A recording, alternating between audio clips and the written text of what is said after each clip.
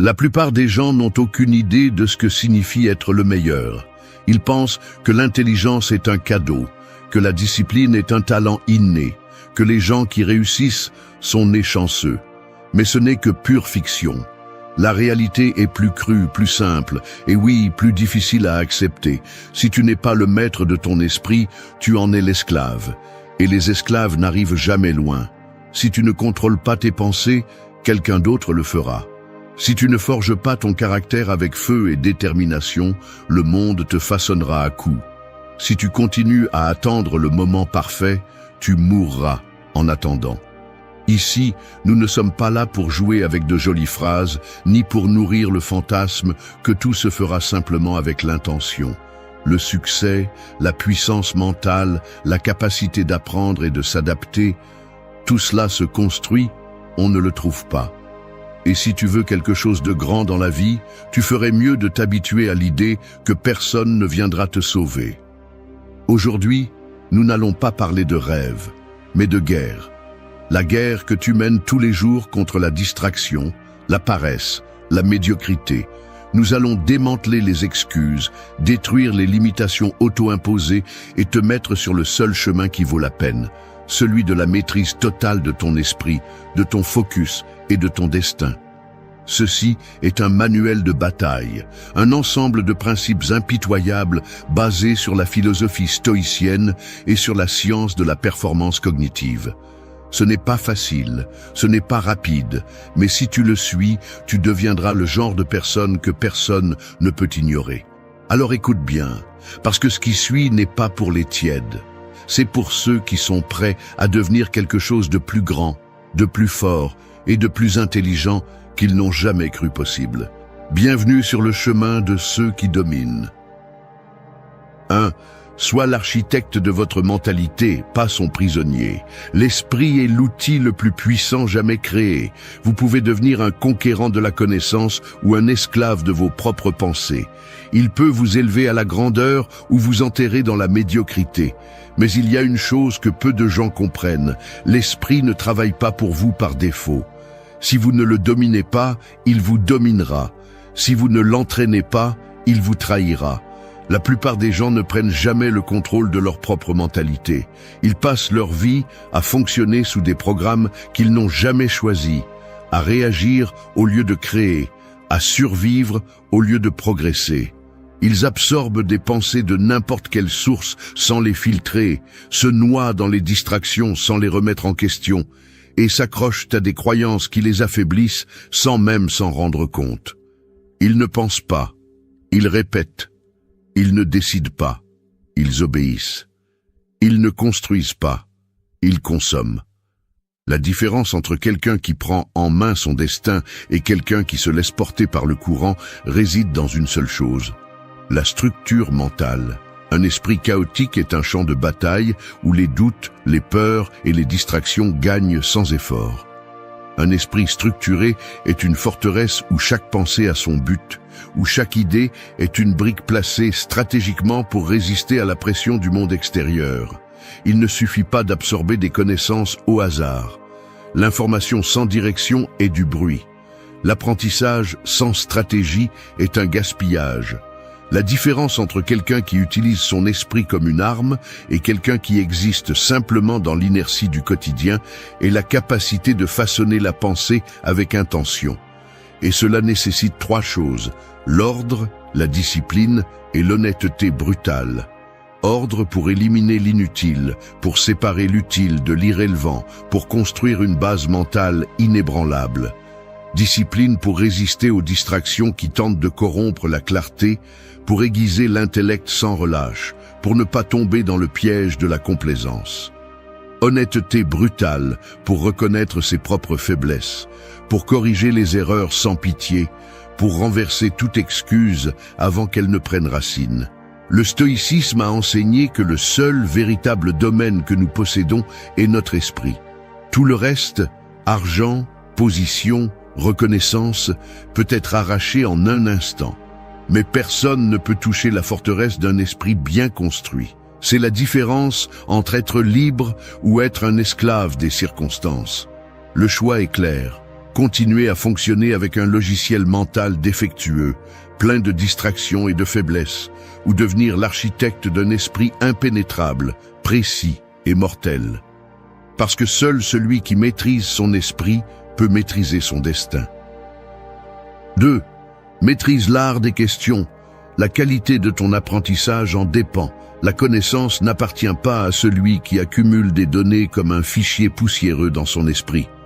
Elle appartient à celui qui sait la disséquer, la démonter, la presser jusqu'à sa dernière goutte et la transformer en une arme. Et cette capacité ne se développe qu'avec un outil, les bonnes questions. Penser n'est pas simplement traiter de l'information. Penser, c'est percer la surface des choses, déchirer l'évident, arracher l'inutile et atteindre la moelle de la vérité. C'est un acte de guerre contre l'ignorance, une confrontation constante contre la passivité mentale. Et les questions sont les épées de ce combat. Les gens ordinaires reçoivent de l'information et l'acceptent sans résistance, comme s'ils étaient des récipients vides attendant d'être remplis de tout ce que le monde leur lance. Ils ne remettent pas en question ce qu'ils apprennent, ils ne cherchent pas les incohérences, ils ne creusent pas. Ils sont esclaves de la première réponse qu'ils trouvent. Mais ceux qui maîtrisent vraiment leur esprit savent que chaque morceau de connaissance doit être mis à l'épreuve avant d'être considéré digne d'exister dans leur pensée. Le stoïcisme l'a compris il y a des siècles. La sagesse n'arrive pas par accumulation, mais par distillation. Il ne s'agit pas de combien de données tu possèdes, mais de la précision de ton jugement pour les séparer, les affiner et les appliquer. Et cela n'arrive que lorsque chaque fragment d'information est interrogé sans pitié. Tous les grands esprits ont une obsession commune, tout remettre en question. Pourquoi cela est-il vrai? Qui bénéficie de ce que je crois? Comment sais-je que je ne me trompe pas? Que se passerait-il si la réponse qu'on m'a donnée est un mensonge? Quelle option personne ne considère? C'est la différence entre être un penseur affûté et être un mouton de plus dans le troupeau du conventionnel. Les plus intelligents du monde ne cherchent pas des réponses, ils cherchent de meilleures questions. Parce que chaque grande réponse n'est que le prélude à une question encore plus profonde. L'esprit doit être un laboratoire, pas un entrepôt. Il ne suffit pas de savoir, il faut disséquer, il faut défier. Il faut détruire pour reconstruire avec plus de précision. Une personne ordinaire accepte la réalité telle qu'elle lui est présentée. Un esprit éveillé la plie, la décompose et la reformule à son avantage. La bonne question au bon moment peut ouvrir des portes que tu n'as jamais imaginées. Elle peut t'exposer à des vérités que d'autres ne verront jamais. Elle peut te faire penser à des angles que le reste du monde ignore complètement. Si tu ne poses pas de questions, tu obéis. Si tu ne te défies pas, tu acceptes. Si tu ne dissèques pas la connaissance, elle devient une prison plutôt qu'un outil. Fais de chaque question un coup, de chaque réponse une révélation, et de chaque pensée une stratégie. Parce que seul celui qui maîtrise l'art des questions peut maîtriser la réalité. 3. Devenez ami avec l'ennui. La concentration se construit dans la monotonie. La plupart des gens n'échouent pas parce qu'ils manquent de talent. Ils échouent parce que leur esprit est faible, dicté par la gratification instantanée, incapable de supporter le poids de la répétition. Ils sont prisonniers de leur propre impatience, incapables de se concentrer sur une seule tâche sans se sentir désespérés. Ils ne cherchent pas la maîtrise, ils cherchent le divertissement. Mais la maîtrise de quoi que ce soit la pensée, la connaissance ou la compétence, ne se trouve pas dans les moments brillants d'inspiration. Elle se trouve dans les heures mortes, dans la répétition sans gloire, dans la pratique constante lorsque personne ne regarde.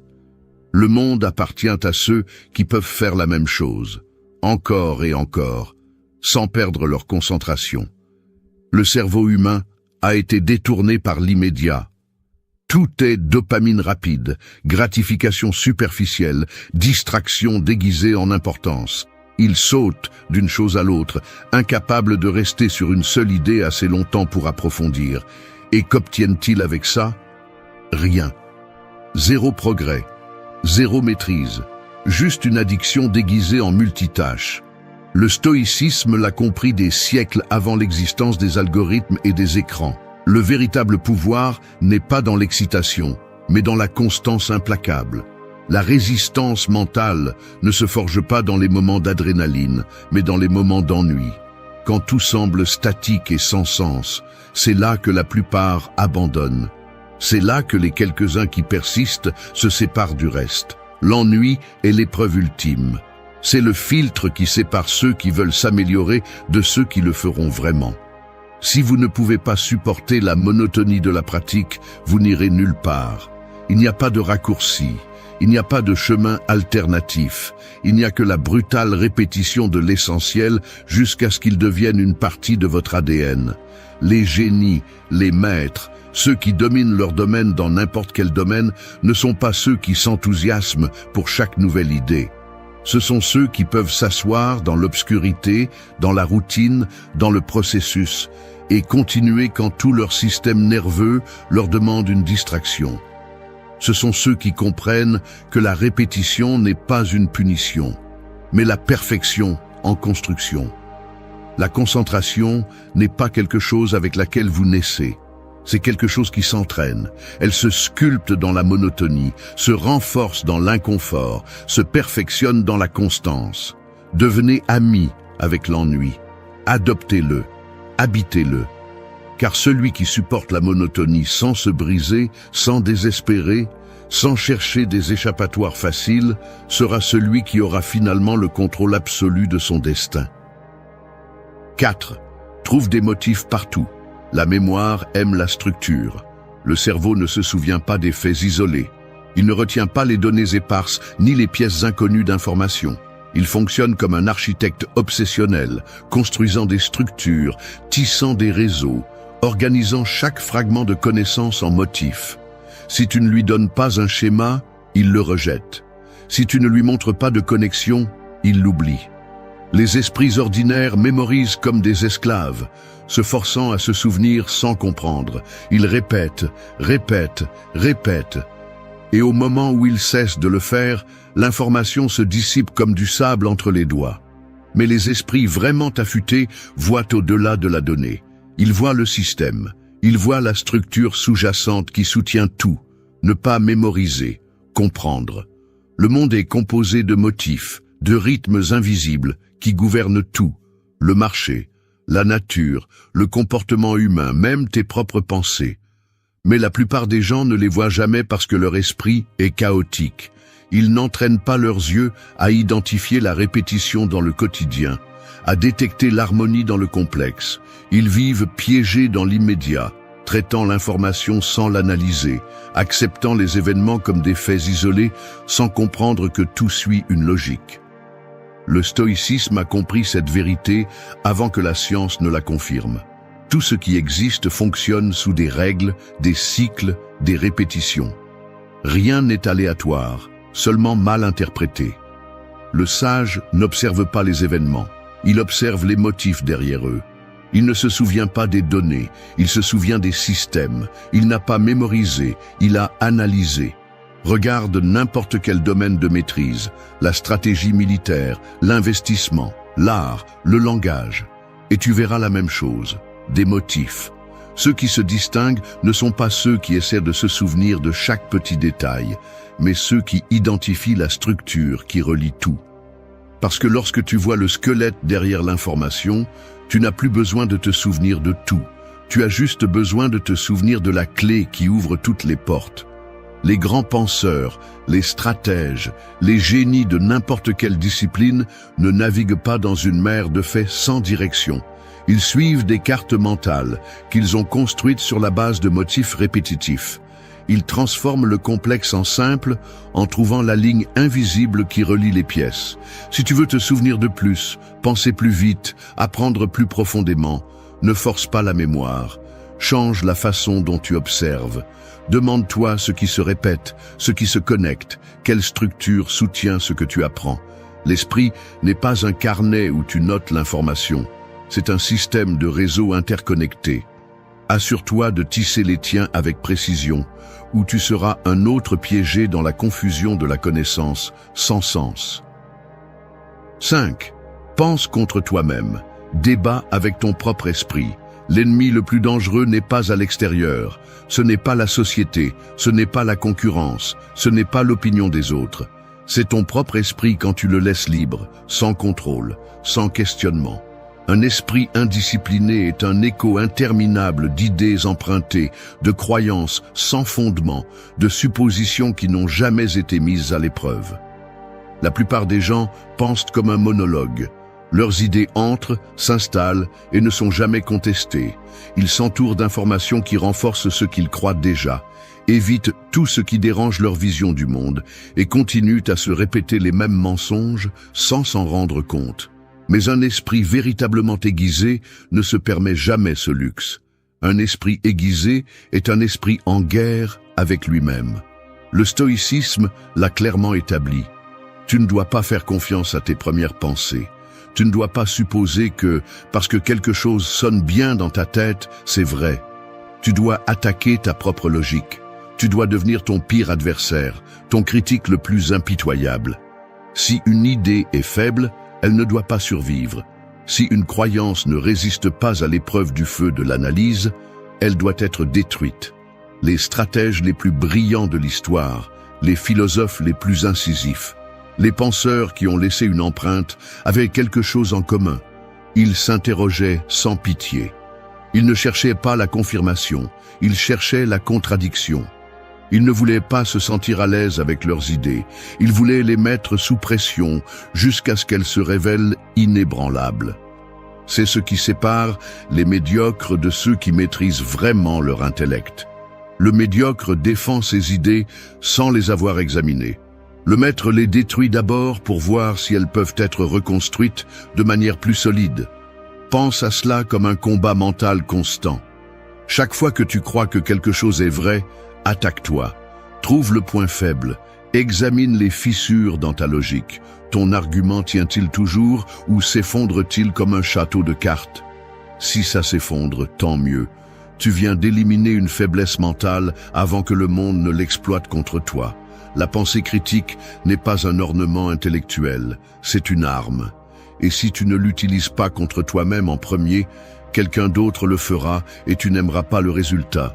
C'est pourquoi, la prochaine fois que tu seras convaincu de quelque chose, ne le célèbre pas. Démolis-le. S'il survit, alors tu as quelque chose de solide. Sinon, tu viens de te sauver de vivre dans l'illusion. 6. Définis le pire scénario et fais en sorte qu'il cesse de te faire peur. La peur est l'ennemi silencieux qui anéantit plus de rêves que l'échec lui-même. Elle n'attaque pas d'un seul coup, elle ne se présente pas comme un obstacle clair. Elle s'infiltre lentement, déguisée en prudence, en doute raisonnable, en une voix intérieure qui insiste sur le fait qu'il n'est pas encore temps, qu'il vaut mieux attendre, que les risques sont trop grands. Elle se nourrit de l'inconnu, de l'incertitude, du manque de contrôle. La plupart ne s'arrêtent pas parce qu'ils manquent de talent, ni parce qu'ils manquent d'opportunités. Ils s'arrêtent parce qu'ils n'ont jamais défini précisément ce qu'ils craignent vraiment. Ils vivent paralysés par des fantômes sans visage, pris au piège dans le tourment de scénarios catastrophiques qui n'existent que dans leur tête. Ils imaginent le pire sans même l'analyser, sans le disséquer, sans l'affronter. Et ainsi, ils le transforment en un monstre invincible. Le stoïcisme a enseigné que le pouvoir de la peur ne réside pas dans l'événement lui-même, mais dans la nébuleuse qui l'entoure. Quand elle est traînée à la lumière, quand elle est mise en mots, quand elle est disséquée avec une logique implacable, elle devient quelque chose de tangible, de mesurable, de gérable. Et dans la plupart des cas, le pire scénario n'est pas aussi terrible qu'il semblait dans l'obscurité de l'incertitude. Un échec n'est qu'un événement, pas une sentence. Une erreur n'est qu'une correction sur le chemin, pas la fin du voyage. Une perte n'est pas une condamnation, mais un test de résistance. Mais ceux qui ne définissent jamais leur pire scénario vivent prisonniers d'une angoisse sans forme, enchaînés à la possibilité d'un désastre qu'ils n'osent jamais examiner de près. Les esprits les plus forts ne sont pas ceux qui naissent sans peur, ce sont ceux qui l'affrontent et la détruisent avec une pensée stratégique. S'ils s'assoient en face d'elle, ils la décomposent en morceaux gérables et la transforment en un problème qui peut être résolu. Si le pire scénario est réel, une stratégie est préparée pour y faire face. Si elle est irrationnelle, elle est éliminée et on continue. Il n'y a pas d'autre option. La peur ne gouverne que ceux qui la laissent dans l'ombre. Quand ils s'exposent, quand ils l'analysent, quand ils acceptent sa pire version et continuent malgré tout, elle perd son pouvoir. Et quand la peur n'a plus de contrôle sur l'esprit, il n'y a rien ni personne qui puisse arrêter l'avance de celui qui a décidé d'agir. 7. Transforme les émotions en outils, pas en chaînes. Les émotions sont une force brute, de l'énergie à l'état pur. Elles ne sont ni bonnes ni mauvaises. Enfants solitaires. Mais la différence entre un conquérant et un pion réside dans ce qu'ils en font. Quelqu'un sans contrôle sur son monde intérieur est comme un navire sans gouvernail au milieu d'une tempête, secoué, dirigé par des forces qu'il ne comprend pas, détruit sans même comprendre pourquoi. L'erreur n'est pas de ressentir de la colère, de la peur, de la frustration ou de la tristesse. L'erreur est de laisser ces émotions prendre le contrôle. Il y a ceux qui transforment la colère en destruction et ceux qui la transforment en action inarrêtable. Il y a ceux qui laissent la peur les paralyser et ceux qui la transforment en stratégie froide et mortelle. Tout se résume à la même chose. Tu es le maître ou tu es l'esclave. Le monde est plein de personnes gouvernées par leur chimie interne. Ils se réveillent de mauvaise humeur et considèrent déjà la journée comme perdue. Ils se sentent frustrés et abandonnent. Ils s'excitent et pensent qu'ils peuvent tout faire, mais dès que l'émotion s'estompe, ils s'effondrent. Ils ne construisent jamais rien de solide parce que leur boussole n'est pas leur esprit, mais le caprice de leurs émotions. Les stoïciens l'ont parfaitement compris. Ils ne prônaient pas l'indifférence ou la froideur robotique. Ce qu'ils prônaient, c'était le contrôle absolu. Le contrôle total sur cette énergie sauvage qui, mal dirigée, détruit, mais bien canalisée, peut édifier des empires. Chaque émotion a un code caché. La colère est un pouvoir sans filtre. La peur est un avertissement qu'il y a quelque chose à mieux comprendre. La tristesse est une opportunité de reconstruire avec plus de sagesse. Au lieu de les combattre ou de les laisser prendre le contrôle, le véritable stratège les utilise. Il les plie à sa volonté. Il leur donne une tâche et les met au travail. La colère peut être une étincelle pour bouger. Si elle ne déborde pas, elle devient discipline. La peur peut aiguiser l'esprit. Si elle ne domine pas, elle renforce la prudence sans paralyser. La tristesse peut être une forge. Si elle ne consume pas, elle reconstruit. Il ne s'agit pas d'éteindre le feu, ni de le laisser vous brûler. Il s'agit d'apprendre à le tenir dans ses mains sans qu'il vous consume. Les esprits faibles vivent dans un va-et-vient émotionnel, ne bougeant que lorsque l'impulsion est favorable. Ceux qui dominent leur vie avancent avec ou sans émotion. Il ne dépend pas de se sentir bien pour faire ce qu'il faut faire. Si l'émotion est là, ils l'utilisent. Sinon, ils continuent quand même. Parce que leur volonté ne dépend pas d'un état chimique, mais d'une décision inébranlable. Ici, il n'y a pas de place pour ceux qui cherchent des excuses dans ce qu'ils ressentent. Soit tu prends le contrôle de tes émotions, soit elles prennent le contrôle de toi. Il n'y a pas de juste milieu.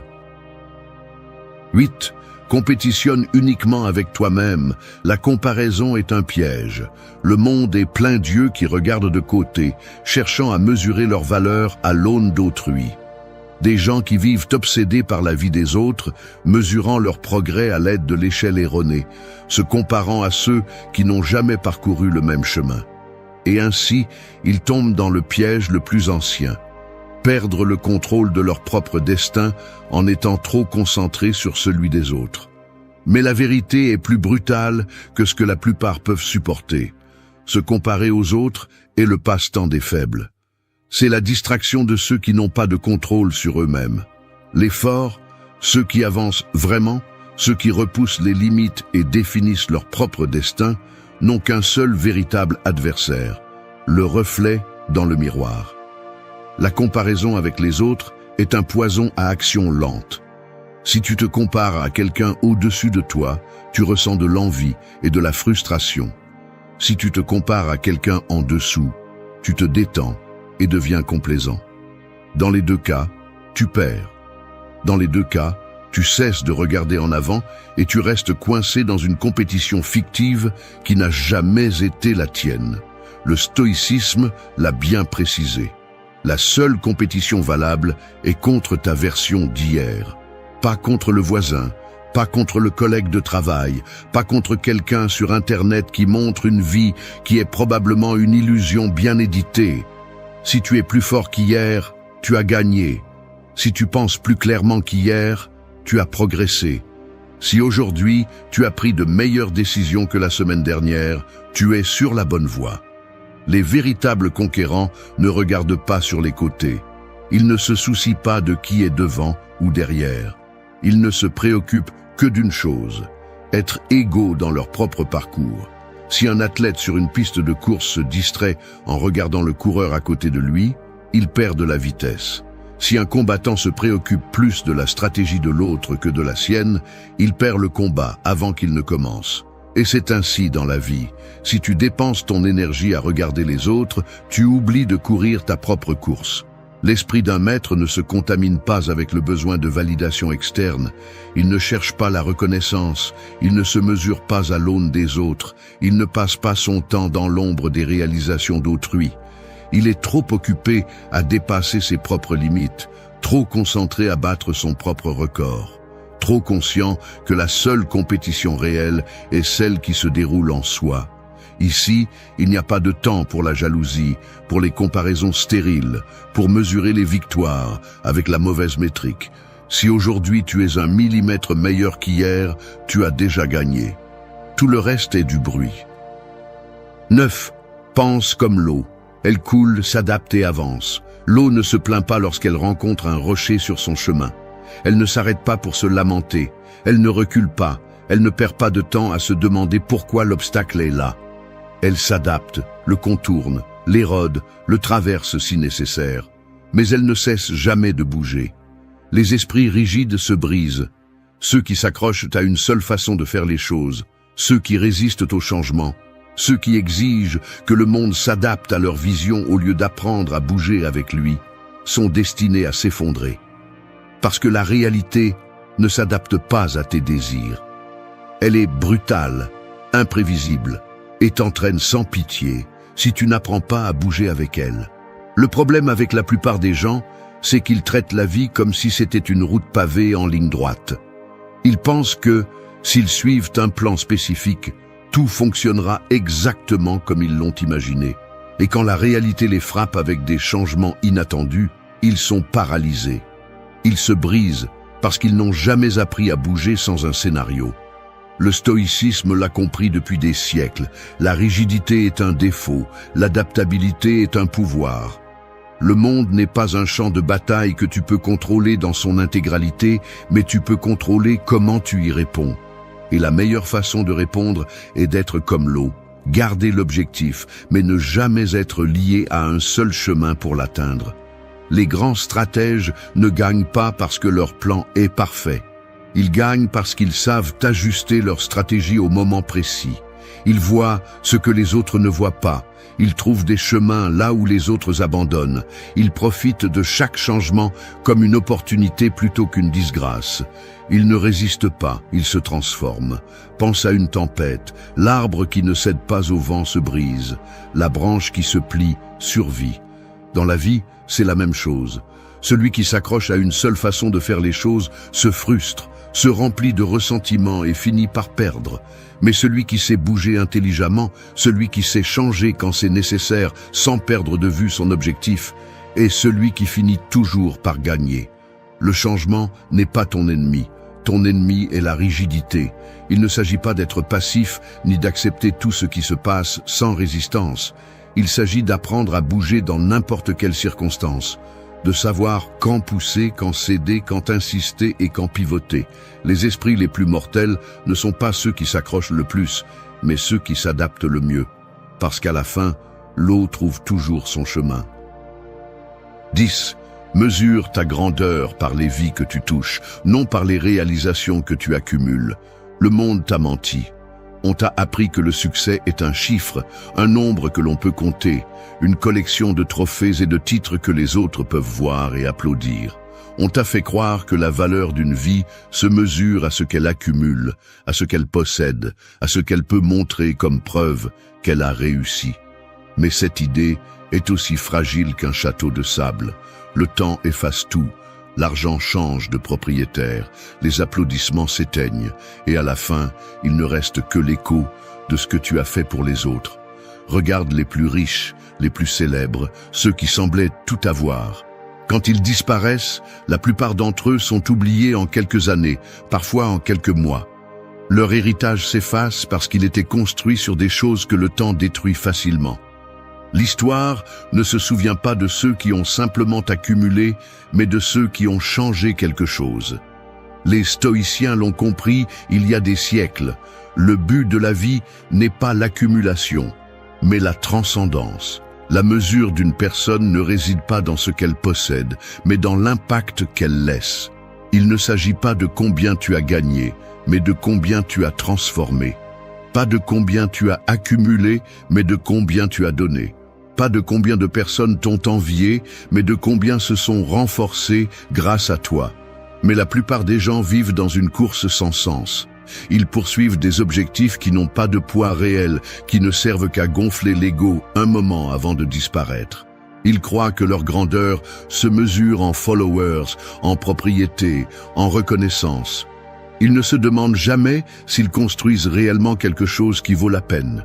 La vraie grandeur n'est pas un spectacle. Elle ne réside pas dans l'admiration publique, mais dans les moments invisibles où tu as fait une différence.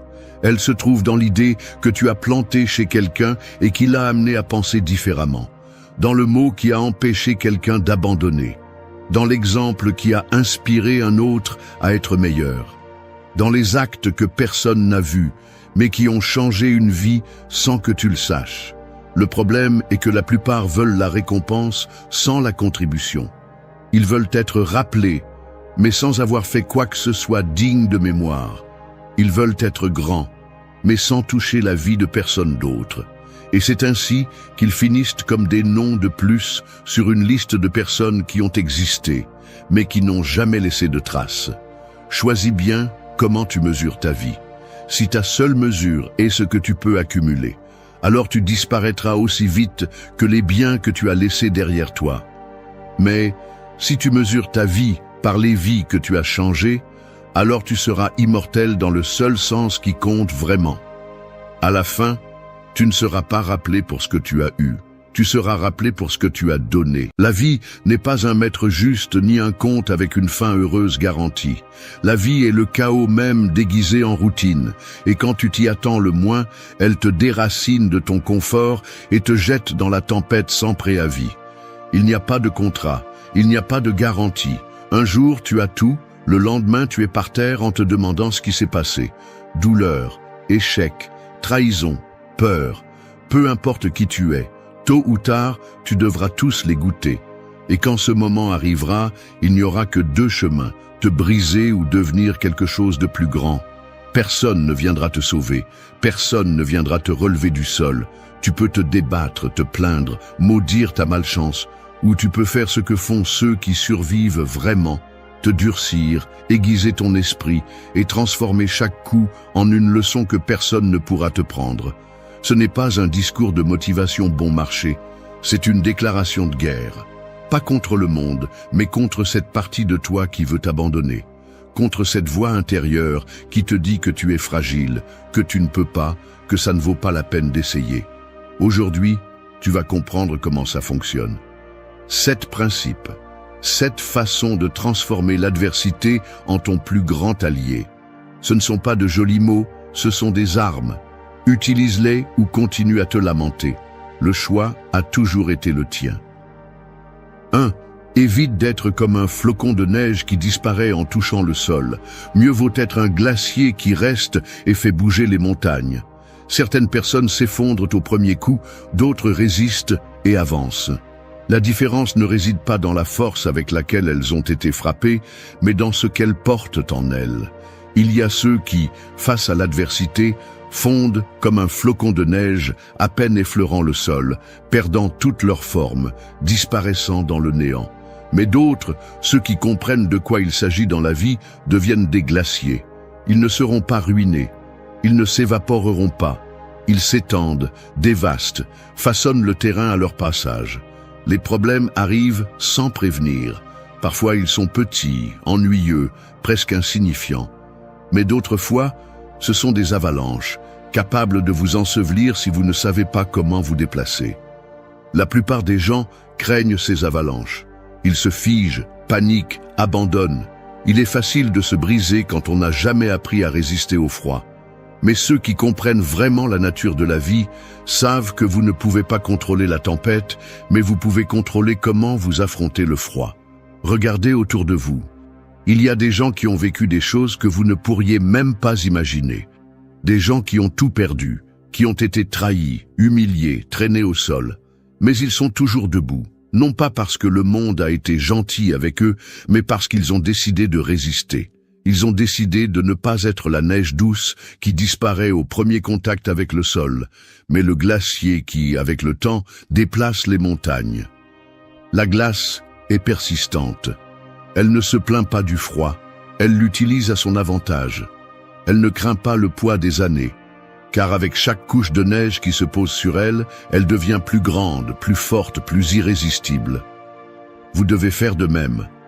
Chaque coup que vous recevez, chaque obstacle qui se dresse sur votre chemin, chaque moment où vous sentez que tout s'effondre, ce sont les moments où vous décidez quel type de personne vous êtes. Il n'y a pas de gloire à abandonner. Il n'y a pas de dignité à être fragile. Vous ne pouvez pas vous permettre de vous abandonner à chaque difficulté. Si vous le faites, la vie vous consumera. La société ne vous doit rien. Le monde ne va pas s'arrêter pour vous donner le temps de vous remettre. La seule option que vous avez est de vous endurcir. Apprendre à bouger malgré le froid. Avancer même quand tout semble contre vous.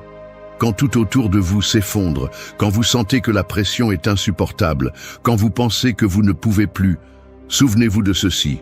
Les faibles fondent, les résilients deviennent des montagnes de glace. Ce n'est pas une question de chance, c'est une question de décision.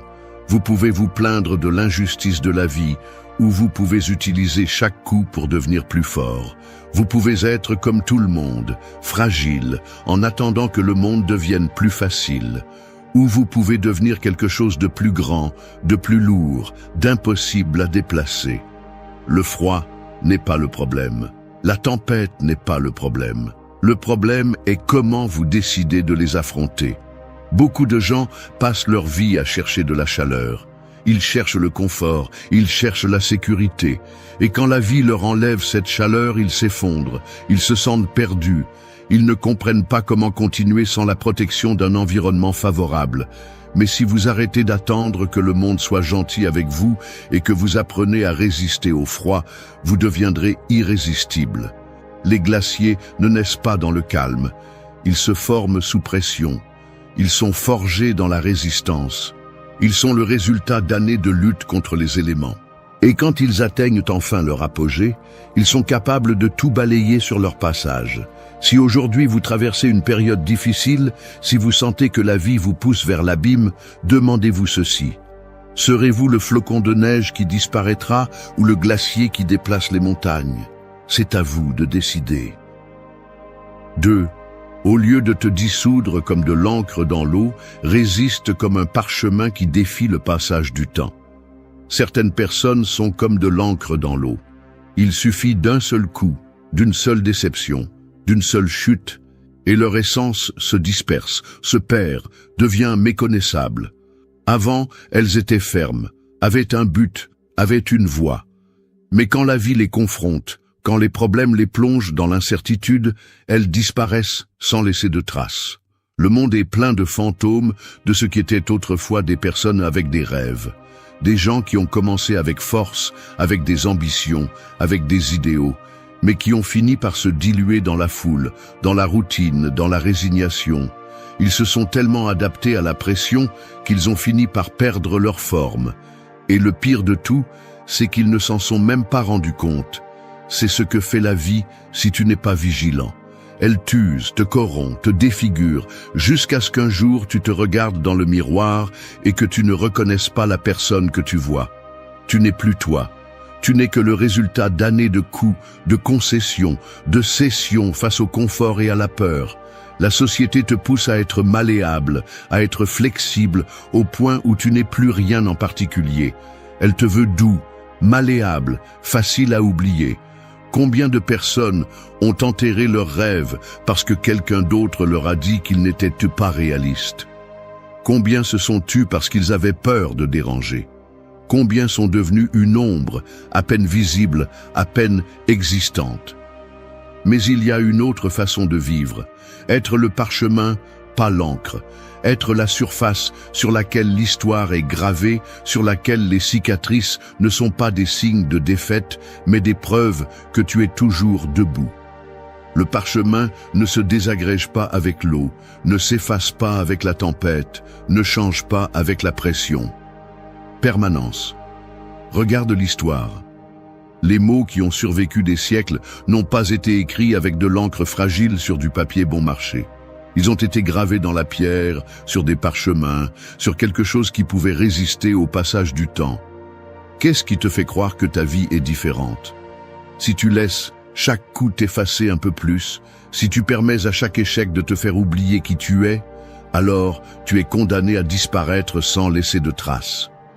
Être le parchemin signifie que chaque expérience laisse une marque sur toi, mais ne te détruit pas. Cela signifie que tu apprends, que tu grandis, que tu te renforces avec chaque cicatrice au lieu de t'effondrer avec chaque égratignure.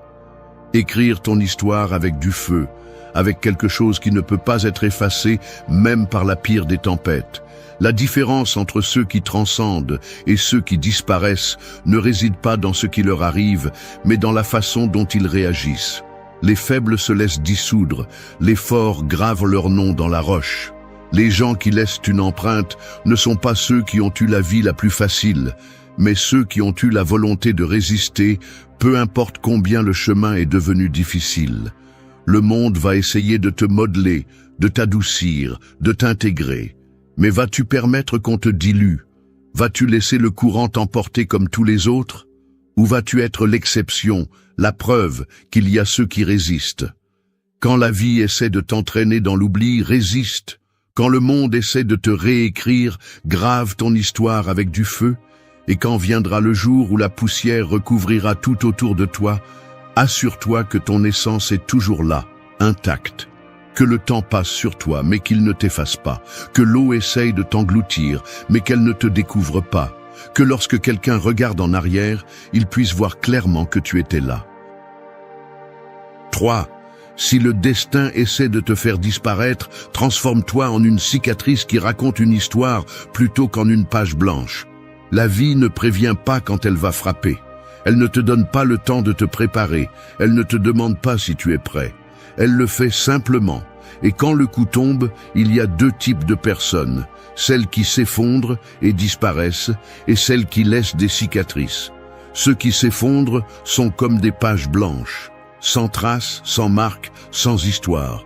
Ils sont passés par la vie sans vraiment la vivre. Ils ne sont jamais tombés parce qu'ils ne se sont jamais risqués. Ils ne se sont jamais brisés parce qu'ils n'ont jamais affronté quelque chose d'assez grand pour défier leur existence. Ils ont glissé sur la surface de la vie, évitant chaque obstacle, esquivant chaque douleur, espérant arriver intact à la fin du chemin. Mais personne ne se souvient d'un livre sans mots. Personne ne raconte l'histoire de ceux qui n'ont jamais eu rien à raconter. Mais ceux qui laissent des cicatrices sont différents. Ce sont ceux qui ont été renversés, ceux qui ont saigné, ceux qui ont crié dans l'obscurité et qui ont quand même trouvé le moyen de se relever. Et quand ils se sont relevés, ils ne l'ont pas fait de la même manière. Ils se sont relevés avec des marques, des fissures, des souvenirs gravés dans la peau. Mais surtout, ils se sont relevés avec la certitude que personne ne pourrait les renverser de la même manière. Les cicatrices ne sont pas des blessures ouvertes, ce sont des preuves de résistance. Ce sont la signature de ceux qui ont refusé de disparaître, de ceux qui ont affronté le destin avec les poings fermés et le cœur en feu. Ce sont la preuve que la douleur ne les a pas définis, mais les a transformés. Le monde est plein de ceux qui essaient de les cacher. Ils se couvrent de vêtements, de mensonges, d'excuses. Ils parlent de ce qu'ils étaient, mais pas de ce qui leur est arrivé. Ils craignent que leur marque les rende faibles, alors qu'en réalité, elles sont la seule preuve qu'ils sont toujours debout. Ils préfèrent paraître intacts devant les autres, comme s'ils n'avaient jamais été touchés par la vie, comme s'ils n'avaient jamais perdu une bataille. Mais ce qu'ils ne comprennent pas, c'est que personne ne devient fort sans avoir été brisé d'abord. Chaque cicatrice est un chapitre d'une histoire qui ne s'est pas rendue. Ce sont les lignes d'un livre qui n'a pas été brûlé, même si le feu a essayé de le consumer. Ce sont les sillons d'une bataille qui a été gagnée, même si l'ennemi a été cruel. Ce sont le signe que le passé t'a frappé, mais ne t'a pas vaincu. Il n'y a pas d'honneur à être une feuille blanche. Il n'y a pas de valeur à être une histoire qui n'a jamais été écrite. La vie ne respecte pas ceux qui essaient de passer inaperçus. La vie met à l'épreuve ceux qui ont quelque chose à prouver. La vie pousse, frappe et écrase, non pas parce qu'elle veut te détruire, mais parce qu'elle veut savoir si tu es digne de continuer. Quand le destin viendra pour t'effacer, ne fuis pas, ne te dissipe pas, n'essaie pas d'être invisible, réponds. Laisse le monde essayer de te renverser. Laisse les coups tomber, la douleur brûler, le vent emporter. Et quand tout sera passé, quand la poussière se sera posée et le bruit aura disparu, montre tes cicatrices et continue à marcher. Les pages blanches sont oubliées. Les cicatrices sont rappelées. Tu n'es pas ici pour être un espace vide dans le livre de l'existence. Tu es ici pour laisser une marque que personne ne peut effacer.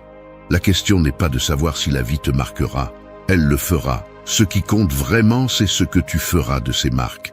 Si tu les cacheras comme une malédiction, ou si tu les porteras comme la preuve que tu as été ici, que tu as combattu, que tu as vécu. 4. Ne laisse pas les nœuds de la vie te piéger. Apprends à être le lien qui unit et renforce.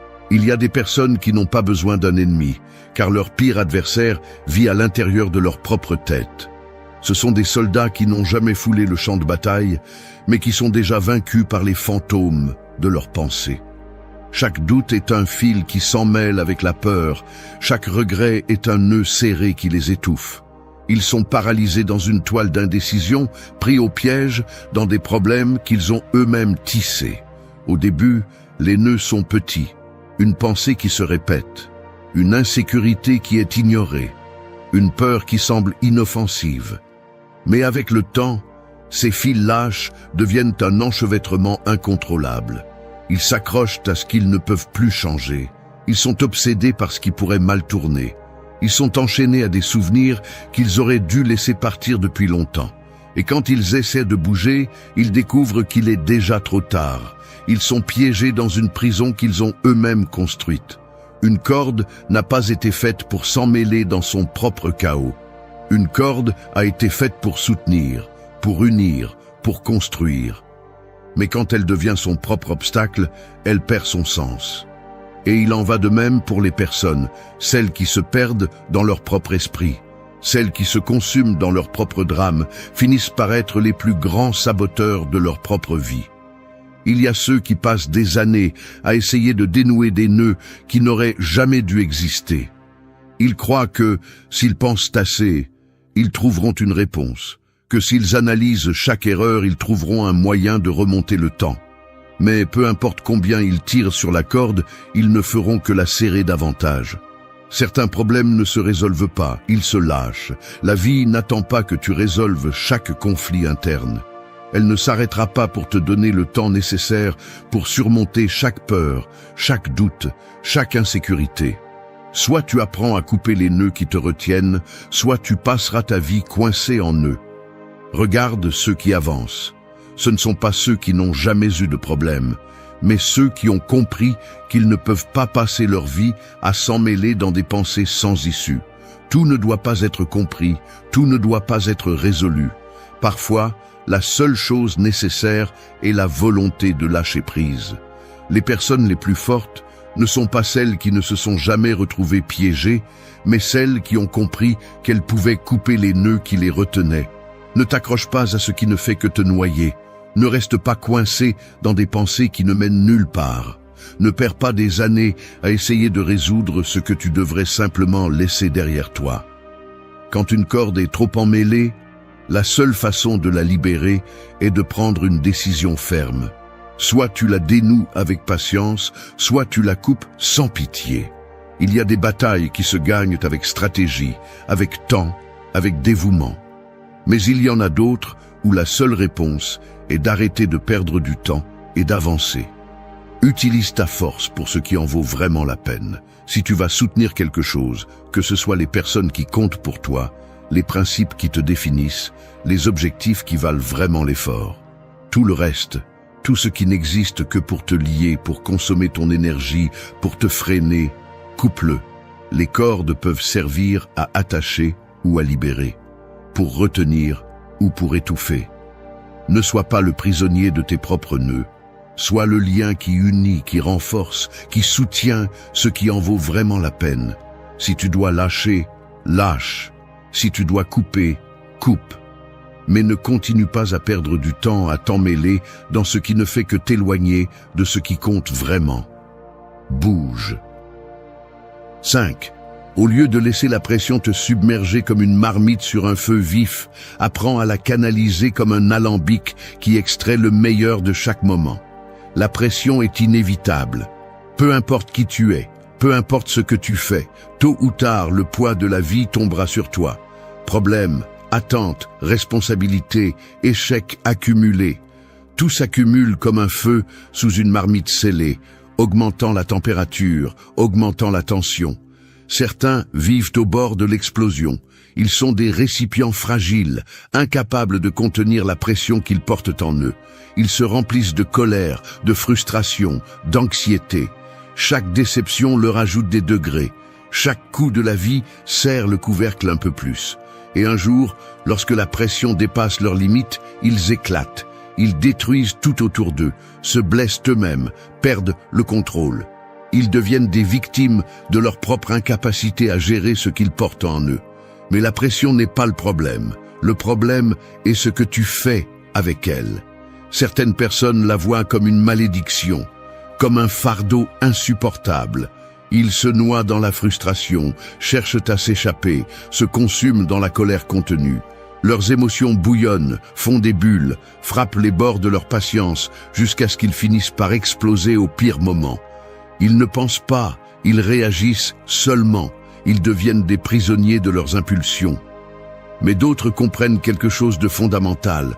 La pression n'est pas là pour te détruire, mais pour te transformer. Le feu peut se consumer, mais il peut aussi se purifier. Il peut détruire, mais il peut aussi raffiner.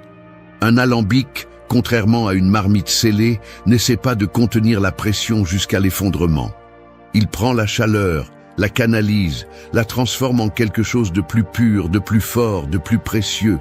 Il ne se brise pas, il distille. La vie mettra le feu sous tes pieds. Tu ne peux pas l'éviter. Mais tu peux choisir si tu deviens une marmite sur le point d'exploser ou un alambic qui transforme la chaleur en force. Les personnes les plus fortes ne sont pas celles qui n'ont jamais ressenti la pression, mais celles qui ont appris à l'utiliser à leur avantage. Regarde ceux qui ont accompli de grandes choses. Aucun d'eux n'est arrivé là sans pression, sans sacrifice, sans moment où tout semblait impossible. La différence est qu'ils n'ont pas laissé la pression les briser. Ils n'ont pas gaspillé leur énergie en colère inutile. Ils ne se sont pas consumés en frustration sans sens. Ils ont pris le feu et l'ont utilisé pour se renforcer, pour distiller leur but, pour transformer l'adversité en leur plus grand outil. Chaque obstacle, chaque échec, chaque coup du destin est du combustible. Si tu l'utilises bien, il te renforce. Si tu le gères mal, il te détruit. Il ne s'agit pas d'ignorer la douleur ou de prétendre que tout va bien. Il s'agit de comprendre que la pression n'est pas ton ennemi, c'est ton épreuve. Certains permettent à la pression de les immobiliser, de les réduire en cendres. Ils se perdent dans le désespoir, dans la plainte, dans l'impuissance. D'autres, ceux qui comprennent le jeu, transforment chaque coup en une opportunité de se polir. Ils ne voient pas le feu comme une punition, mais comme le processus nécessaire pour devenir quelque chose de plus résistant. Quand la pression devient insupportable, quand tu sens que la chaleur est trop intense, rappelle-toi ceci. Ce qui fait mal aujourd'hui te soutient demain. Ce qui brûle aujourd'hui te façonne. Ne laisse pas la frustration prendre le contrôle. Ne laisse pas la colère consumer ce que tu aurais pu construire. Respire. Canalise. Utilise la pression à ton avantage. Laisse-la affiner ce que tu es au lieu de te détruire. Tu ne peux pas éteindre le feu de la vie, mais tu peux décider s'il te consume ou te renforce. Une marmite faible explose. Un alambic intelligent se transforme. La pression ne disparaîtra pas, elle ne deviendra pas plus facile. Mais si tu apprends à la gérer, si tu apprends à la transformer en ton allié plutôt qu'en ton ennemi, alors tu découvriras que la chaleur que tu as voulu éviter un jour est la même qui te rendra invincible. 6. Quand le soleil brûle avec intensité, ne fonds pas comme la cire, renforce-toi comme l'argile que la chaleur façonne et résiste dans sa meilleure version. Certaines personnes s'effondrent au premier coup de chaleur. Quand les choses ne se passent pas comme prévu, quand la pression devient insupportable, quand la vie les expose à des températures qu'ils n'ont jamais imaginées, ils perdent leur forme, ils glissent, ils disparaissent. Ils sont comme de la cire exposée au soleil, fragiles, sans défense, incapables de supporter la moindre résistance sans abandonner. La cire maintient sa structure tant que tout est stable, tant que tout est prévisible. Mais dès que la température monte, dès que la réalité devient difficile, elle se décompose, perd sa solidité, cesse d'être ce qu'elle était. Elle devient un liquide informe, sans direction, emporté par n'importe quelle circonstance qui le touche. L'argile, en revanche, commence tout aussi molle. Elle n'a pas encore sa forme finale, elle est encore en train de devenir quelque chose de défini. Mais quand la chaleur arrive, elle ne s'effondre pas. Elle résiste. Elle ne s'affaiblit pas avec le feu, elle se transforme. Elle devient ferme, résistante, inébranlable. Le feu ne prévient pas, n'attend pas d'être prêt. Il brûle simplement, consume, teste jusqu'où tu peux résister. Certains essaient de fuir, cherchent refuge dans le confort, dans la stabilité, dans la fausse sécurité de ce qui ne change jamais. Mais la chaleur n'est pas quelque chose que tu peux éviter. La vie ne s'adapte pas à ta fragilité. Certains passent leur vie à maudire la chaleur, à se plaindre de l'injustice du feu, à regretter la pression de chaque moment difficile. Mais le feu n'est pas leur ennemi. C'est l'outil qui révèle ce qu'ils sont vraiment. Ceux qui le comprennent cessent de résister et commencent à l'utiliser. Ils apprennent que chaque coup de chaleur est une opportunité pour se renforcer, pour se définir, pour devenir quelque chose qu'il n'était pas avant. Rien de solide n'a été forgé dans le froid. Rien de fort n'a été construit en l'absence de pression. Le feu a toujours été le filtre qui sépare ce qui vaut la peine de ce qui se brise facilement. Les personnes les plus résistantes, celles qui ont transcendé, ne sont pas nées dans la douceur. Elles ont été façonnées dans l'intensité, elles ont été poussées à la limite, elles ont été brûlées encore et encore, jusqu'à ce que leur structure devienne inébranlable. La chaleur n'est pas un choix. Tôt ou tard, elle arrivera, et quand elle le fera, elle exposera qui tu es vraiment. Certains s'effondrent, se décomposent, deviennent ce qu'ils n'ont jamais voulu être. D'autres laissent le feu faire son travail, les raffiner, les transformer en quelque chose qui ne peut plus être détruit. Le soleil ne s'arrête jamais pour demander si tu peux le supporter.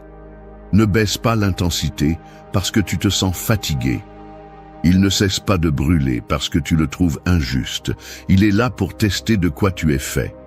Le feu qui consume certains est le même qui renforce d'autres. Tout dépend de la façon dont tu l'affrontes. Ceux qui craignent la chaleur cherchent refuge dans l'ombre, mais c'est là que rien ne pousse jamais. Ils préfèrent rester dans la sécurité, dans le prévisible, dans ce qui ne les défie pas. Mais ce qui ne s'expose pas au feu ne résiste jamais. Être la cire est facile. Cela ne demande aucun effort. Il suffit de rester dans le mou, dans le malléable, dans ce qui cède à la moindre pression. Mais être l'argile est une autre histoire. L'argile doit supporter le feu sans se briser. Elle doit accepter que le processus est douloureux.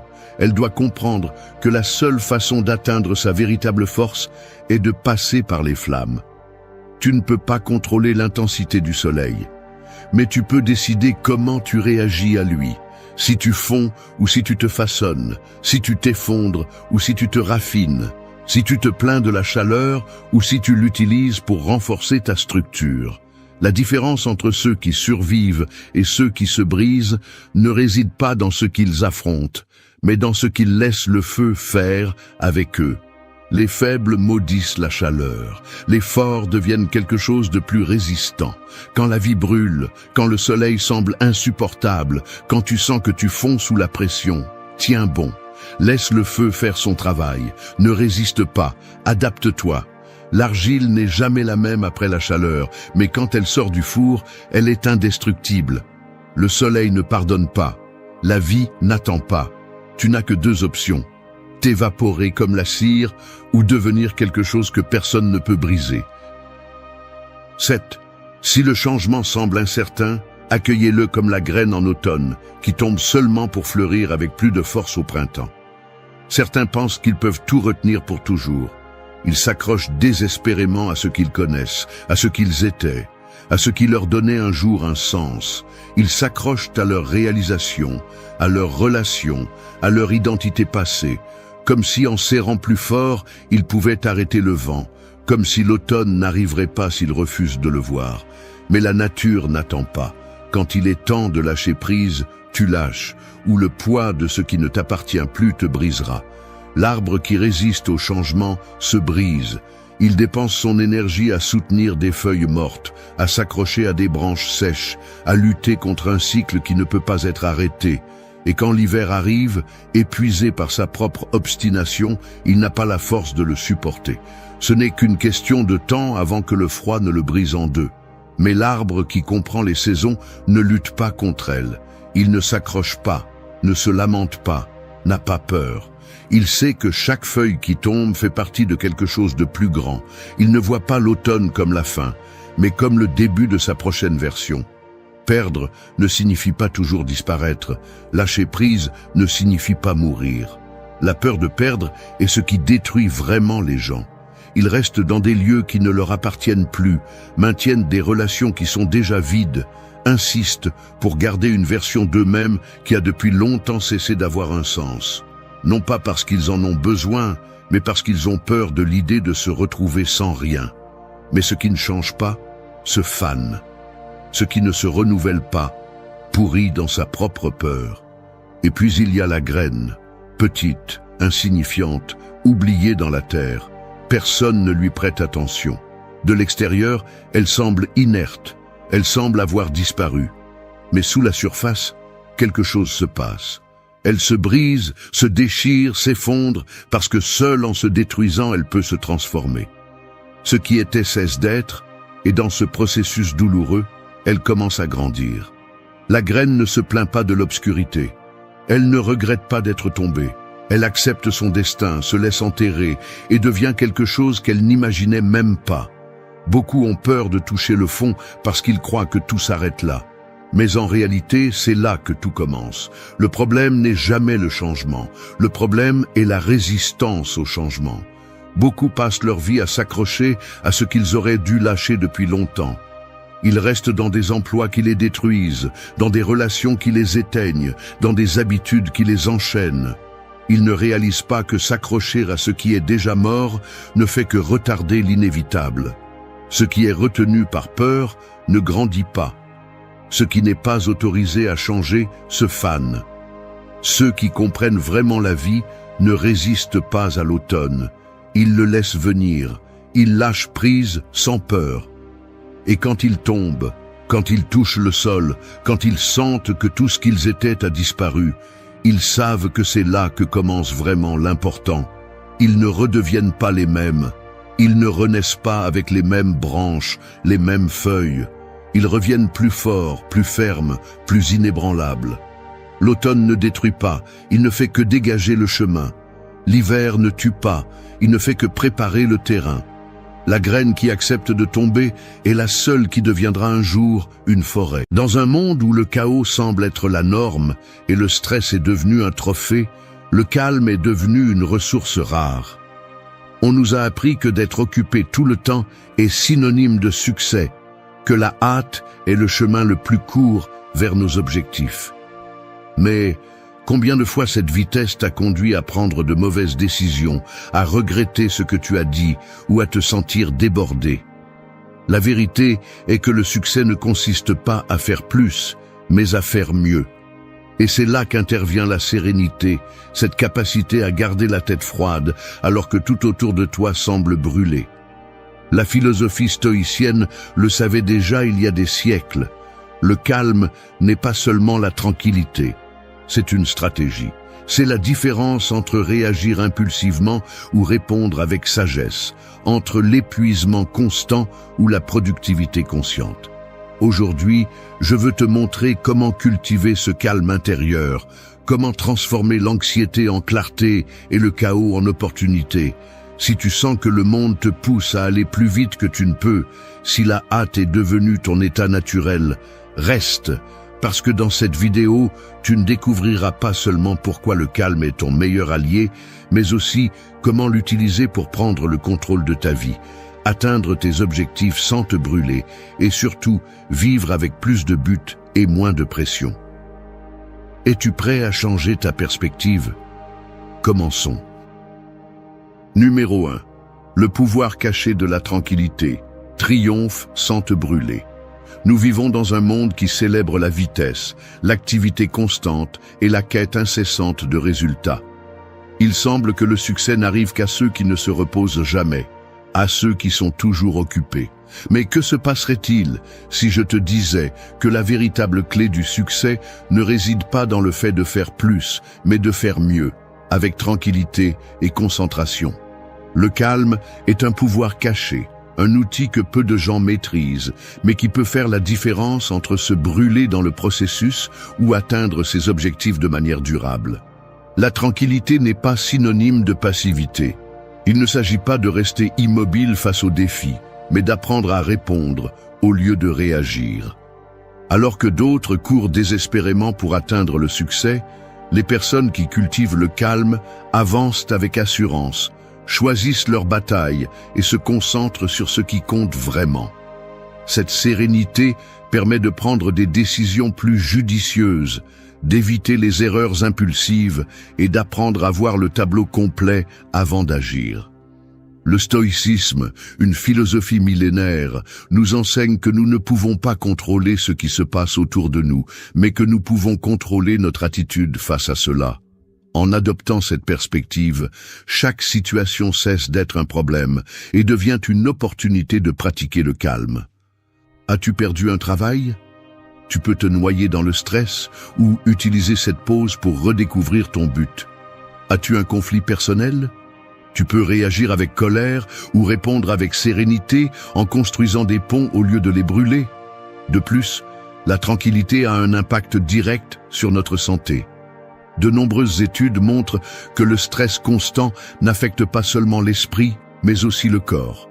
L'anxiété chronique peut affaiblir le système immunitaire, augmenter le risque de maladies cardiaques et réduire la qualité de vie. En pratiquant le calme, tu protèges non seulement ton bien-être émotionnel, mais tu prends également soin de toi physiquement, ce qui te donne plus d'énergie et de clarté pour poursuivre tes objectifs. Le pouvoir caché de la tranquillité se manifeste dans les moments critiques. Alors que d'autres sont paralysés par la pression, ceux qui ont entraîné leur esprit à rester calme trouvent des solutions créatives.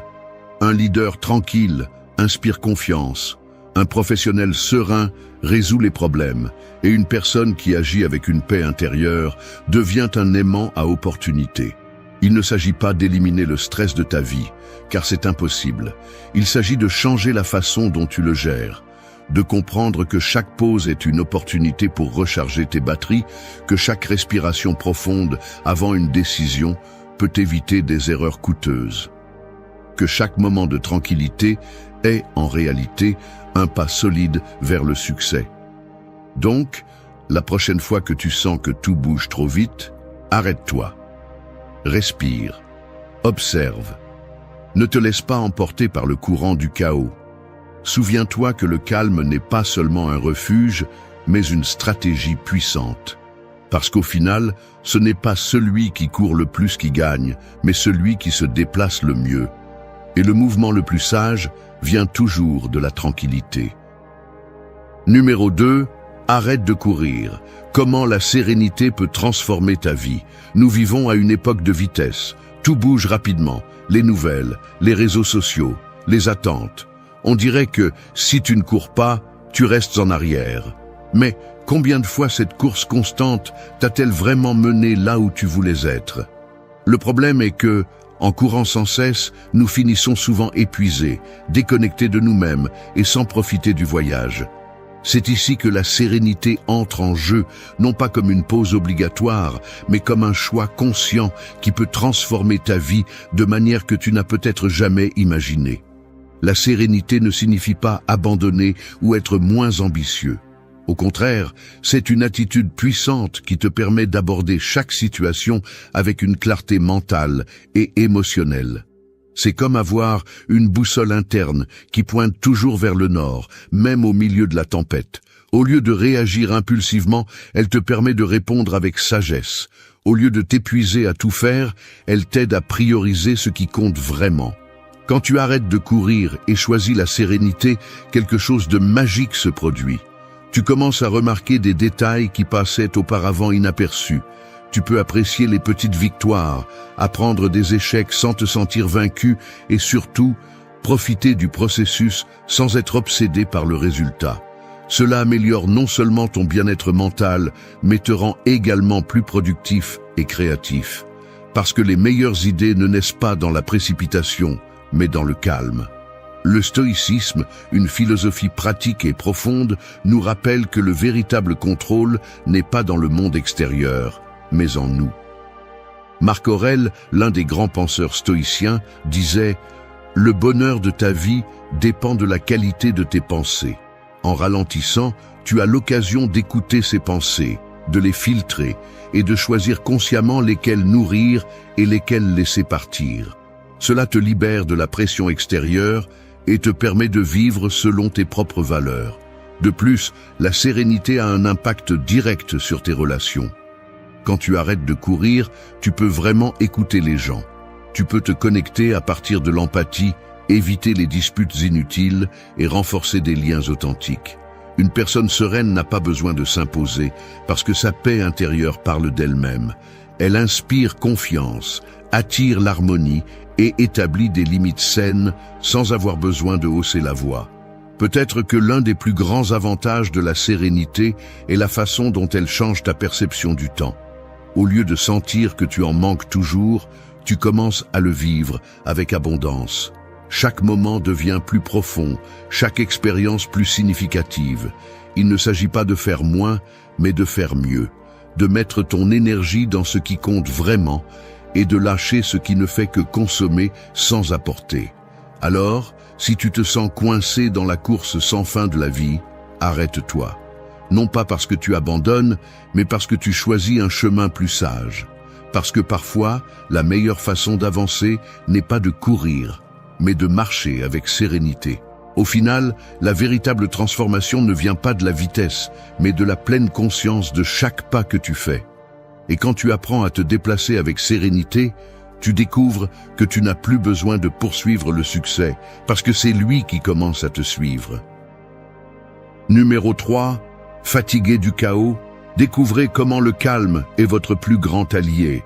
Avez-vous remarqué comment, souvent, la vie semble être un tourbillon incessant? Le chaos peut devenir un compagnon constant, vous enveloppant de soucis, de tâches interminables et d'un sentiment accablant que ce n'est jamais suffisant. Mais que diriez-vous si je vous disais que le calme pourrait être votre meilleur allié pour naviguer à travers cette tempête? Il ne s'agit pas de fuir le chaos, mais d'apprendre à marcher au milieu de celui-ci sans vous perdre. Le calme n'est pas un état de passivité ou de résignation. C'est un choix actif, un engagement quotidien envers votre paix intérieure. Alors que le monde tourne à toute vitesse, le calme vous permet de vous déplacer avec un but, de vous concentrer sur l'essentiel et de laisser tomber ce qui est inutile. C'est comme être dans l'œil d'un ouragan, où tout autour de vous peut être un désastre, mais vous restez dans un espace de tranquillité et de contrôle. Cette sérénité ne vous isole pas du monde. Au contraire, elle vous permet de vous connecter avec lui de manière plus authentique et significative. L'une des plus grandes erreurs que nous commettons est de penser que le chaos externe doit être contrôlé pour trouver la paix. En réalité, le contrôle n'est jamais à l'extérieur, mais dans la façon dont vous décidez de répondre. La philosophie stoïcienne le rend clair. Vous ne pouvez pas changer les circonstances, mais vous pouvez toujours choisir votre attitude face à elles. Au lieu de lutter contre le chaos, le calme vous invite à l'observer, à en apprendre et à l'utiliser à votre avantage. C'est comme une rivière tumultueuse. Vous pouvez lutter contre le courant ou apprendre à y naviguer. De plus, le calme a un impact direct sur votre performance. Lorsque votre esprit est serein, vous pouvez voir les choses plus clairement. Les décisions deviennent plus faciles car elles ne sont pas obscurcies par la panique ou l'anxiété. Une étude de l'université de Stanford a montré que les personnes qui pratiquent le calme par la méditation et la pleine conscience prennent des décisions 40% plus efficaces sous pression. C'est parce qu'un esprit tranquille peut mieux accéder à la logique et à la créativité, trouvant des solutions là où d'autres ne voient que des problèmes. Le chaos affecte également les relations. Lorsque vous êtes constamment en mode survie, il est facile de perdre patience, de réagir de manière excessive ou de vous isoler émotionnellement. Le calme, en revanche, vous permet de répondre à partir d'un lieu d'empathie et de compréhension. Vous apprenez à écouter sans juger, à parler sans blesser et à résoudre les conflits sans augmenter la tension. Cela ne signifie pas qu'il n'y aura jamais de dispute ou de malentendu, mais que vous aurez la capacité de gérer ces moments avec sagesse et compassion. Le plus grand cadeau du calme est la liberté. Liberté des attentes extérieures, des précipitations inutiles et du piège de croire que vous devez tout faire. Il vous permet de simplifier votre vie, de laisser tomber ce qui ne vous apporte pas et de vous concentrer sur ce qui compte vraiment. Lorsque vous faites du calme votre allié, vous découvrez que vous n'avez pas besoin d'1 million de choses pour être heureux.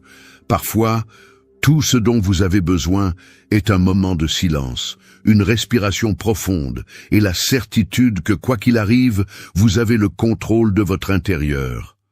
Alors, si vous êtes fatigué du chaos, si vous sentez que la vie vous pousse dans trop de directions, faites une pause.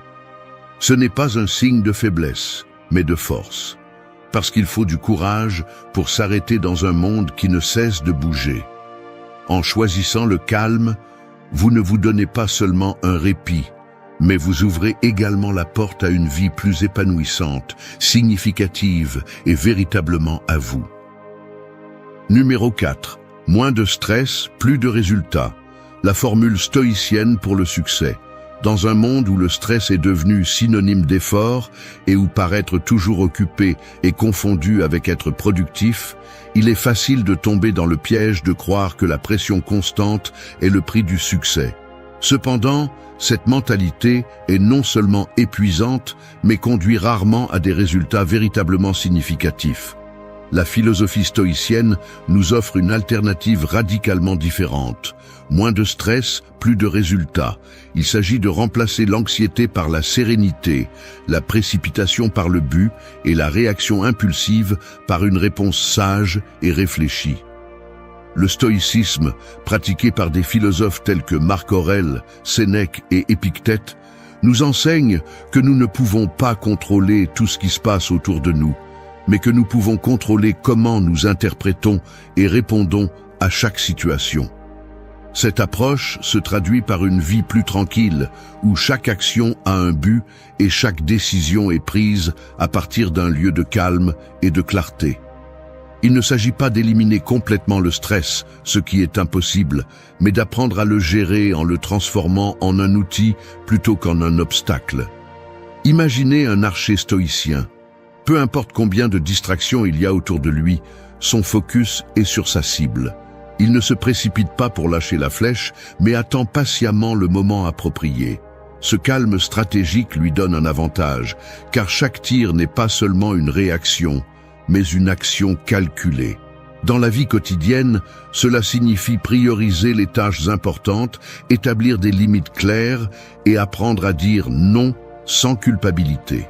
C'est choisir la qualité sur la quantité, le progrès constant sur la gratification immédiate. Le stress excessif peut brouiller le jugement. Quand l'esprit est en état d'alerte continue, le cerveau active sa réponse de lutte ou de fuite, limitant la capacité de raisonner clairement. En revanche, un esprit serein est capable de voir les choses d'un point de vue plus large. Le calme permet d'analyser les situations de manière objective, d'identifier les véritables priorités et d'éviter les erreurs impulsives. En fait, de nombreuses études soutiennent le lien entre le calme mental et la prise de décision efficace, démontrant que ceux qui pratiquent la sérénité ont une plus grande capacité à résoudre des problèmes complexes. De plus, la formule stoïcienne pour le succès ne se limite pas au domaine professionnel. Dans les relations personnelles, le stress constant peut conduire à des malentendus, des disputes inutiles et une déconnexion émotionnelle. Cependant, lorsque le calme est appliqué, il est possible d'écouter vraiment l'autre, de répondre avec empathie et de construire des liens plus solides et durables. La sérénité devient un outil puissant pour créer un environnement de paix, à la maison comme au travail. Il est important de souligner que le calme ne signifie pas l'inaction. Au contraire, il s'agit d'agir avec intention et non par simple réaction. C'est choisir les batailles qui comptent vraiment et lâcher celles qui ne font que consommer de l'énergie sans apporter de valeur.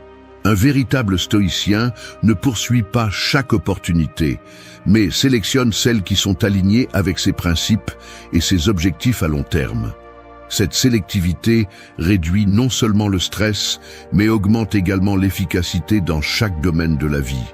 En résumé, moins de stress et plus de résultats n'est pas seulement un slogan motivant, mais une stratégie réelle et réalisable. En adoptant la mentalité stoïcienne, il est possible de transformer la relation avec le stress en utilisant chaque défi comme une opportunité pour pratiquer le calme et la résilience. Parce qu'au final, le véritable succès ne se mesure pas seulement en réalisation externe, mais aussi en la paix intérieure avec laquelle on parcourt le chemin. Numéro 5. Pourquoi avancer lentement est la clé. Dans un monde qui idolâtre la vitesse, où tout est pour hier et le succès semble appartenir uniquement aux plus rapides, avancer lentement peut sembler presque offensant. Mais la vérité est que celui qui court sans direction se perd plus rapidement. Avancer lentement n'est pas synonyme de lenteur, c'est une stratégie délibérée, un coup de maître dans un monde rempli de mouvements impulsifs et de décisions précipitées. La réalité est qu'avancer lentement ne signifie pas rester immobile, mais se déplacer avec précision. C'est comme un tireur d'élite qui ne tire pas jusqu'à ce qu'il ait la mire parfaitement alignée. Tu ne gaspilles pas d'énergie, tu ne fais pas de mouvements inutiles, tu te concentres, tu observes, et quand tu agis, tu le fais avec la certitude que chaque pas te mène dans la bonne direction. Le problème est que nous avons été conditionnés à penser que plus vite c'est mieux, que si tu n'es pas constamment en mouvement, tu es en train de rester derrière. Mais à quoi sert-il de courir si tu ne sais pas où tu vas ?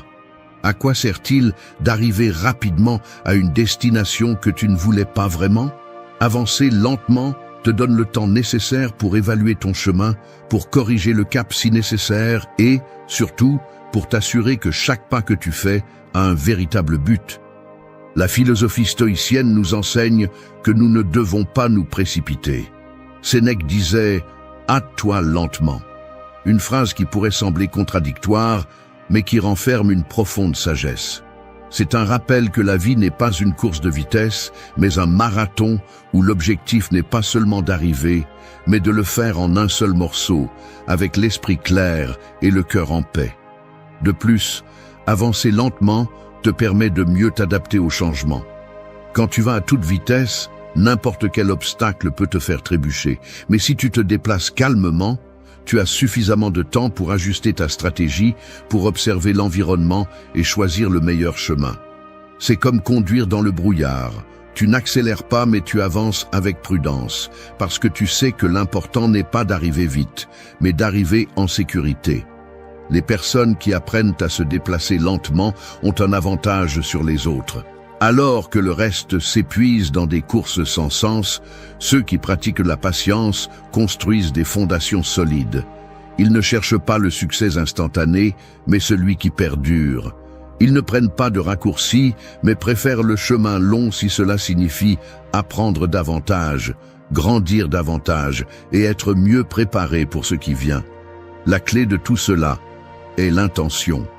Avancer lentement n'est pas synonyme d'inactivité, mais d'action consciente. Chaque petit pas compte, chaque avance s'ajoute. Et le meilleur de tout est que, en te déplaçant calmement, tu profites davantage du processus. Il ne s'agit pas seulement d'atteindre l'objectif, mais de vivre chaque moment, d'apprendre de chaque expérience et d'apprécier chaque réalisation, aussi petite soit-elle. Alors laisse de côté l'urgence de la vitesse. Ne laisse pas la pression extérieure te faire précipiter. Apprends à apprécier le calme, à te déplacer avec détermination, mais sans hâte. Parce qu'à la fin, peu importe la rapidité avec laquelle tu arrives, mais comment tu arrives. Et ceux qui avancent lentement mais sûrement sont ceux qui profitent vraiment du voyage et atteignent le succès sans se perdre eux-mêmes en chemin. Numéro 6. Arrête de réagir et commence à agir, le chemin de la sérénité. Es-tu fatigué de sentir que le monde te mène d'un côté à l'autre sans que tu n'aies aucun contrôle? De réagir constamment à ce qui se passe au lieu de prendre les rênes de ta vie? Si c'est le cas, il est temps d'arrêter d'être une feuille au vent et de commencer à être l'arbre solide qui ne vacille pas face à la tempête. Car la différence entre réagir et agir est la différence entre une vie chaotique et une vie avec un but. Réagir est facile, n'importe qui peut le faire. Quelqu'un te dit quelque chose que tu n'aimes pas et tu élèves déjà la voix. Une situation inattendue surgit et tu paniques. Mais que se passe-t-il lorsque tu réagis? Normalement, tes réponses sont automatiques, impulsives et bien souvent regrettables. Réagir, c'est céder ton pouvoir à l'extérieur, c'est permettre que les circonstances dictent ton humeur, tes décisions et en fin de compte, ton destin. Agir, en revanche, nécessite un type de force différente. Agir est un processus conscient. C'est s'arrêter, respirer et évaluer la situation avant de faire un pas. Agir signifie choisir, et ce choix te donne du pouvoir. C'est la différence entre répondre avec sagesse et se laisser emporter par les émotions. Lorsque tu agis, tu décides à partir d'un lieu de calme, de sécurité et de contrôle interne. Et c'est l'une des compétences les plus précieuses que tu peux développer. La philosophie stoïcienne nous offre une leçon cruciale. Ce ne sont pas les choses qui nous affectent, mais l'interprétation que nous en faisons. Cela signifie que peu importe ce qui se passe, mais comment tu décides de le voir. Au lieu de réagir, tu peux choisir d'agir avec sérénité. Tu peux transformer chaque défi en une opportunité de montrer ton courage, ta patience et ta clarté mentale. Quand tu apprends à agir au lieu de réagir, quelque chose de magique se produit. Tu commences à remarquer comment les situations cessent d'avoir autant de pouvoir sur toi. Une critique ne te fait plus tomber. Un imprévu ne te déstabilise plus. Ton énergie n'est plus consommée à répondre à tout ce qui se passe, mais elle se concentre sur ce qui est vraiment important. Tu commences à donner le rythme de ta vie au lieu de danser au son qui te joue. De plus, agir avec calme a un impact direct sur tes relations. Au lieu de répondre avec colère ou frustration, tu peux choisir de communiquer avec empathie et assertivité. Cela non seulement évite les conflits inutiles, mais fait également de toi une personne avec qui les autres veulent être, car le calme est magnétique. Dans un monde plein de chaos, ceux qui agissent avec sérénité se démarquent, inspirent et guident les autres vers la paix. Agir ne signifie pas éviter les émotions, mais savoir les gérer. Il ne s'agit pas de devenir une personne froide ou insensible, mais quelqu'un qui peut ressentir profondément sans être esclave de ses émotions. C'est trouver cet équilibre parfait entre le cœur et l'esprit, entre la passion et la logique. Alors, la prochaine fois que tu te trouves dans une situation difficile, arrête-toi, respire. Au lieu de réagir, décide comment tu veux agir. Car dans cette pause, dans cette petite fraction de seconde où tu choisis ta réponse, réside ton véritable pouvoir. Et lorsque tu apprends à l'utiliser, tu ne vis pas seulement avec plus de calme, mais tu construis aussi une vie plus authentique, satisfaisante et pleine. Numéro 7. La sérénité n'est pas seulement la paix, c'est la productivité réelle. Nous vivons dans une culture qui glorifie le chaos déguisé en productivité. On applaudit ceux qui ont des agendas remplis, ceux qui se vantent de ne pas avoir le temps de respirer. Mais laisse-moi te dire quelque chose, la véritable productivité n'a rien à voir avec la quantité de travail que tu fais, mais avec la qualité de ce que tu accomplis. Et c'est là que la sérénité entre en jeu, non seulement comme un état de paix, mais aussi comme un outil stratégique pour obtenir des résultats réels. La sérénité n'est pas seulement un refuge mental, c'est un moteur silencieux qui propulse chaque action avec précision. Alors que d'autres se noient dans le tourbillon des tâches en attente, une personne sereine avance avec des pas sûrs. Elle ne se laisse pas emporter par la pression extérieure, ni par l'urgence de tout faire en même temps. Au contraire, elle choisit ses batailles avec soin, priorise avec sagesse et exécute avec concentration. C'est la différence entre travailler sans arrêt et travailler intelligemment. As-tu déjà essayé de résoudre un problème en étant stressé ? Ton esprit s'embrouille, les solutions semblent impossibles et chaque petit obstacle devient une montagne. Maintenant, compare cela à un état de sérénité. Soudainement, les pièces du puzzle s'assemblent, les idées fusent et les décisions sont prises avec clarté. Ce n'est pas de la magie, c'est de la science. Des études ont montré que le calme améliore la fonction cognitive, permet un meilleur accès à la mémoire et favorise la créativité. La véritable productivité ne provient pas de l'agitation, mais de la capacité à se concentrer profondément sur une tâche à la fois. Et la sérénité est la clé pour atteindre cet état de flux où le temps semble s'arrêter et les résultats se multiplient. Il ne s'agit pas de faire plus, mais de faire ce qui est nécessaire de manière efficace. Un esprit serein ne se laisse pas distraire par le superficiel, mais se plonge dans l'essentiel. C'est comme un tireur d'élite qui vise avec précision au lieu de tirer sans contrôle. De plus, la sérénité a un effet domino dans tous les domaines de la vie. Une personne qui agit avec calme au travail apporte cette même énergie à ses relations personnelles. Elle ne réagit pas de manière exagérée au conflit, mais répond avec empathie et compréhension. Elle ne se laisse pas emporter par les émotions du moment, mais agit à partir d'un lieu de stabilité. Et cela améliore non seulement sa productivité, mais aussi la qualité de ses liens et son bien-être général. La sérénité t'aide également à résister au piège de la multitâche, ce mythe de la productivité moderne. Alors que d'autres essaient de faire 1000 choses à la fois, tu choisis de te concentrer sur ce qui est important. Parce que tu sais que la véritable efficacité ne se mesure pas par le nombre d'activités réalisées, mais par l'impact de chacune. Il vaut mieux faire un pas significatif en avant que de trébucher avec 1000 pas sans direction. Il ne s'agit pas d'être lent, mais d'être stratégique. Il ne s'agit pas d'éviter l'effort, mais de le canaliser correctement. La sérénité n'est pas une excuse pour l'inaction, mais un catalyseur pour l'action efficace. Et quand tu apprends à te mouvoir depuis cet état de calme, tu découvres que tu fais plus, en moins de temps et avec de meilleurs résultats. Alors, arrête de confondre le bruit avec le progrès. Apprends à apprécier la sérénité non seulement comme un refuge mental, mais aussi comme un outil puissant pour atteindre le succès réel. Parce que la véritable productivité ne se mesure pas en heures travaillées, mais en la paix avec laquelle tu termines chaque journée en sachant que ce que tu as fait avait un but et un impact véritable. Numéro 8. l'art de ne rien faire et de tout accomplir. Cela vous semble absurde? Nous vivons dans un monde où ne rien faire est presque un péché, où l'inactivité est confondue avec la paresse et la pause avec la médiocrité. Mais que se passerait-il si je vous disais que ne rien faire pourrait être la clé pour tout accomplir?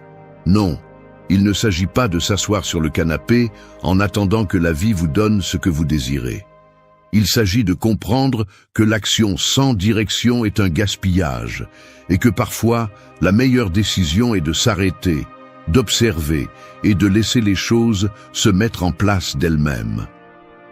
L'art de ne rien faire ne signifie pas l'inaction, mais l'action intelligente. C'est comme un maître d'arts martiaux qui ne porte pas un coup jusqu'à ce que le moment soit parfait. C'est cette capacité à réserver votre énergie pour ce qui compte vraiment. Lorsque vous ne faites rien de manière consciente, vous donnez à votre esprit l'espace nécessaire pour traiter, pour connecter les idées et pour trouver des solutions créatives, sans effort. La philosophie stoïcienne nous apprend à ne pas nous précipiter. Marc Aurèle disait « La vie est très courte et anxieuse pour ceux qui oublient le passé, négligeant le présent et craignent l'avenir. » Parfois, la hâte de faire nous conduit à prendre des décisions basées sur la peur, l'anxiété ou la pression extérieure. Mais lorsque vous pratiquez l'art de ne rien faire, vous vous accordez un temps précieux pour réfléchir.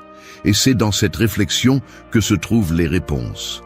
Le monde moderne nous a fait croire que nous devons toujours être occupés. Mais être occupé n'est pas la même chose qu'être productif. En fait, les esprits les plus brillants de l'histoire comprenaient l'importance de l'oisiveté. Albert Einstein, par exemple, trouvait beaucoup de ses meilleures idées en se promenant sans but précis. L'esprit humain a besoin de moments d'apparente inactivité pour connecter les points, pour permettre aux idées de circuler et pour libérer le stress accumulé. Apprendre à ne rien faire est aussi un acte de résistance face à la culture de l'immédiateté. C'est dire au monde que vous ne vous laisserez pas entraîner par sa vitesse, que vous préférez avancer à votre propre rythme. C'est comprendre que le calme est une stratégie puissante, pas un signe de faiblesse, car ceux qui savent attendre, qui savent observer sans agir impulsivement, sont ceux qui prennent les meilleures décisions lorsque le moment est venu. De plus, l'art de ne rien faire vous apprend à lâcher prise. Accepter que tout ne dépend pas de vous, qu'il y a des choses qui doivent simplement suivre leur cours.